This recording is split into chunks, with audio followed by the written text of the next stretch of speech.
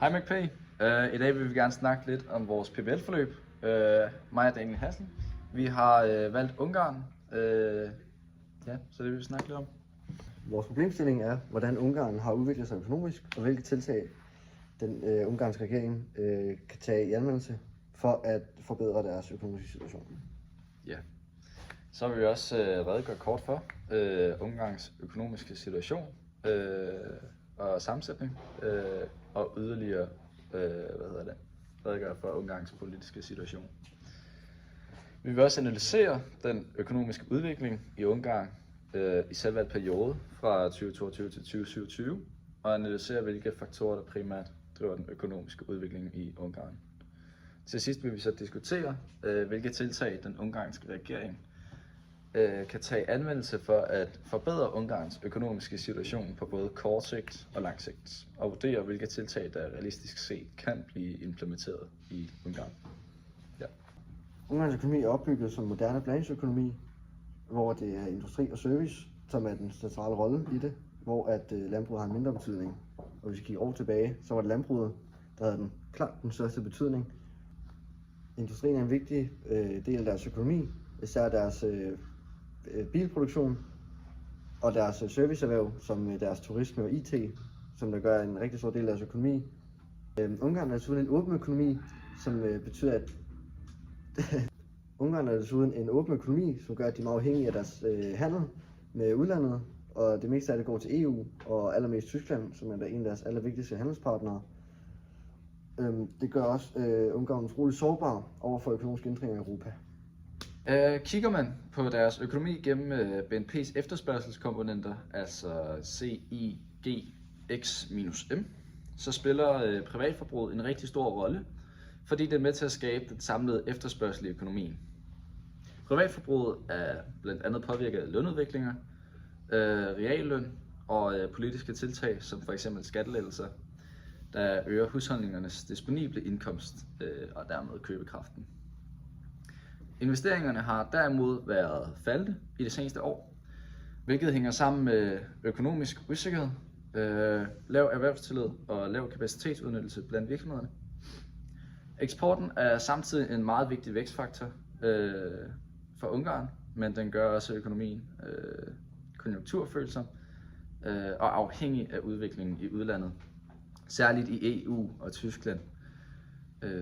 Derudover er inflationen stadig høj, mens arbejdsløsheden kun er steget svagt, hvilket kan indikere et relativt stramt arbejdsmarked.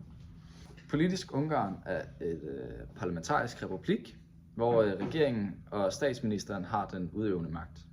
Siden 2010 har Viktor Orbán og partiet Fidesz haft stor indflydelse på landets politik.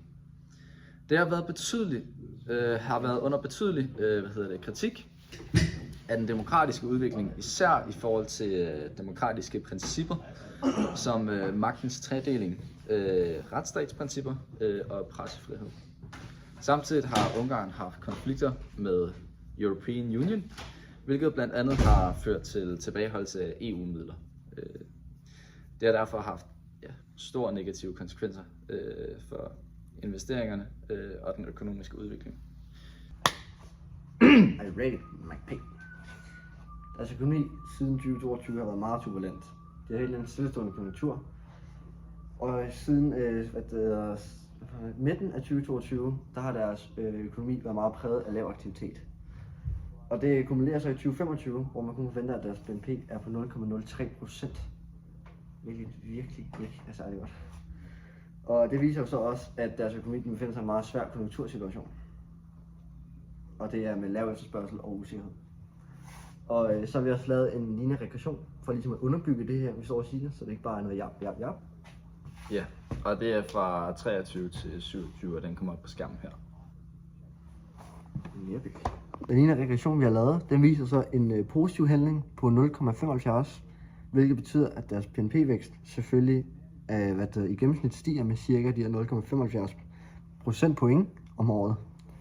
Det understøtter så også, at økonomien den bevæger sig fra stagnation mod en gradvis genopretning frem mod 2027, efter den selvfølgelig har været helt nede i minus, som det var.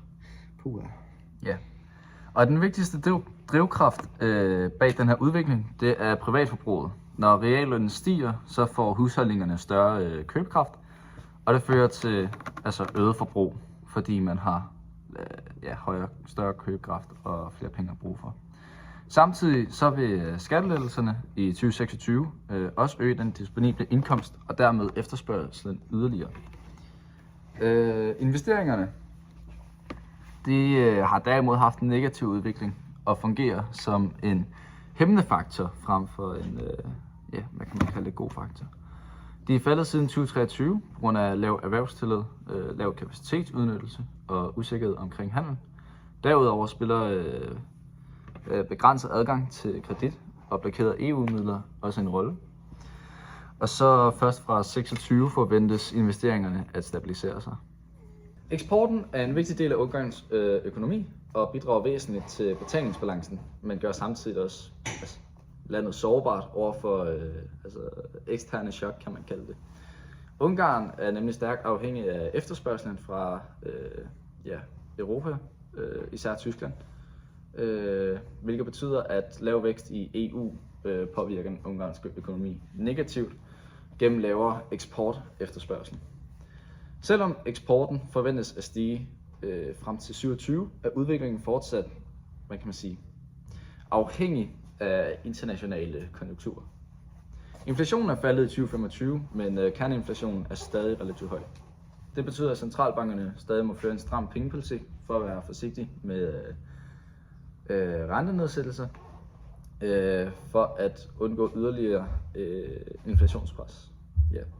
Og den høje rente, den begrænser samtidig mulighederne for økonomisk stimulering gennem øgede investeringer og forbrug. Så derfor finanspolitikken kan dog forventes at blive mere lempelig fra 26, hvilket kan øge væksten på kort sigt, men samtidig føre til større offentlig budgetunderskud i højere statsgæld.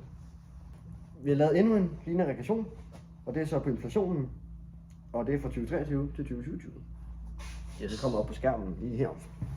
Samlet set så viser vores lignende regression jo så, eller den bekræfter, at vores Ungarns økonomi, den starter meget svagt. Men den er rigtig, rigtig høj inflation. Men så bevæger den sig hen mod en meget mere moderat genopretning, som vi jo selvfølgelig får bekræftet af regressionen. Så ja. På kort sigt, så kan regeringen jo så stimulere økonomien ved ligesom at, hvad hedder det? Altså sådan vedtage en lempelig finanspolitik. Er det ikke det? Jo. Det er ikke pengepolitik, nej, det er finanspolitik. Finanspolitik. Ja. Skattelettelserne, de kan jo så øge, husholdningerne, altså deres disponible indkomst, og derved også deres privatforbrug, eller ikke deres, men selve privatforbruget. Og det kan jo så allerede være en af deres allervigtigste vækstmotorer. Derudover så kan de så også så kan de så nedsætte renten, det vil jeg prøve at sige. Og det vil så være med til at øge investeringerne. Ja. Så vil være meget godt lige nu, for dem i hvert fald, det er helt sikkert. De her tiltag, det kan så skabe meget hurtigt økonomisk aktivitet. Og det indebærer jo så også en form for risiko, kan man sige. Fordi at en lempelig politik, det kan føre til en meget højere inflation, og det er de lige kommet tilbage fra. At de havde den der 11%, som så var helt nede på de her, var den nede på 2-3 stykker. Ja, det er hvor den skulle ligge i hvert fald. Ja, så en lempelig, den vil allerede føre dem op og højere op igen, og det vil de nok helst ikke, og det skal de helst ikke. Og det kan skabe meget store problemer på længere sigt. Ja. Ikke kort sigt, på længere sigt. På kort sigt er lempe klart bedst, og det bliver vurderet til at være det bedste økonomiske tiltag, men som vi siger, så på lang sigt, så vil det have dårlig indflydelse, fordi vi vil ikke have, at inflationen den... Og så kommer vi tilbage til det gamle. Det gider ikke. Nej. Så det har virkelig været... Ja. Vi er nede på bunden, ikke? Og derfor vil det så også på lang sigt være godt med den her strukturreform, altså sådan en, pensionsreform, hvor at nu når befolkningen bliver ældre, så er det, at de offentlige finanser, de ikke skal være så, op at køre. Der skal ikke, der er ikke noget at bekymre sig for. Ja. Og det vil så gøre, at der kommer meget ændringer i energipolitikken, som øger effektiviteten og reducerer så afhængigheden af det her med importen. Så det er jo meget,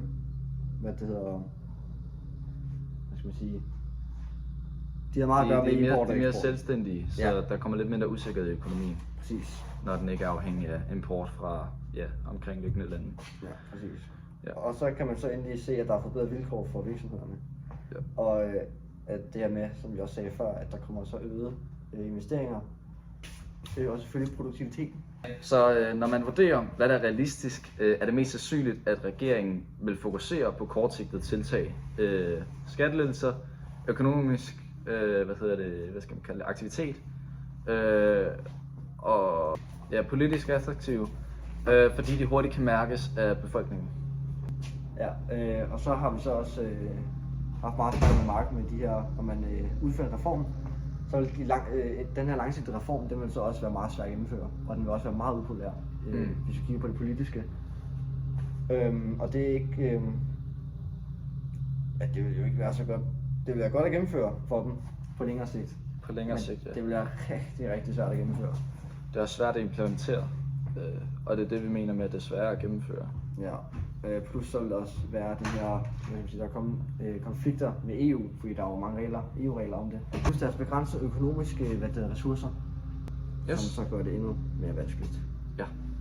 Så kommer vi til vores konklusion, og vi kan sige, at Ungarns økonomi har siden 2022 været meget præget af lavkonjunktur, lav vækst og økonomisk usikkerhed, med et lavpunkt i 25. Det er dog stadig, der er dog udsigt til en gradvis økonomisk genopretning frem mod 27, hvilket også understøttes af den ene regression, som viser stigende væksttendens over tid.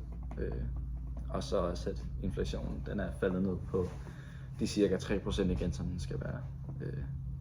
Privatforbruget det fungerer som den vigtigste vækstmotor bag genopretningen, så det er godt, at vi ser noget aktivitet der, mens investeringer og eksport fortsat udgør usikre faktorer, fordi at de er stadig afhængige af, hvad kan man kalde det, nærliggende lande. Samtidig er økonomien også meget afhængig af internationale konjunkturer, og nemlig den her udvikling i EU, hvilket gør landet sårbart over for de her eksterne økonomiske chok, kan man kalde det. Ja. For ligesom at forbedre situationen, så kan regeringen jo så også gennemføre de her tiltag, gennemføre, nok mere, anvende den, gennem det her med finanspolitikken, og så lave en finanspolitisk aktivitet, ikke? Hvor at på længere sigt, som vi så sagde, så den her strukturreform, pensionsreformen, bliver nødvendig for dem. Grunden til, at det vil være nødvendigt for dem, det er, fordi de skal sikre en bæredygtig økonomisk udvikling, og ikke bare lortet flyve op sådan der, som mange andre lande nogle gange vil gøre. Men der er også nogle regler i EU, som gør, at man ikke bare lige kan gøre det. Ja. Deres økonomiske fremtid, eller hvad man skal kalde det, deres økonomiske udvikling ude i fremtiden, den vil også afhænge meget af deres balance mellem kortsigtet vækst og deres langsigtede stabilitet. Ja. Stabilitet. Ja. Men det var alt for vores PPL-forløb. Ja. God dag.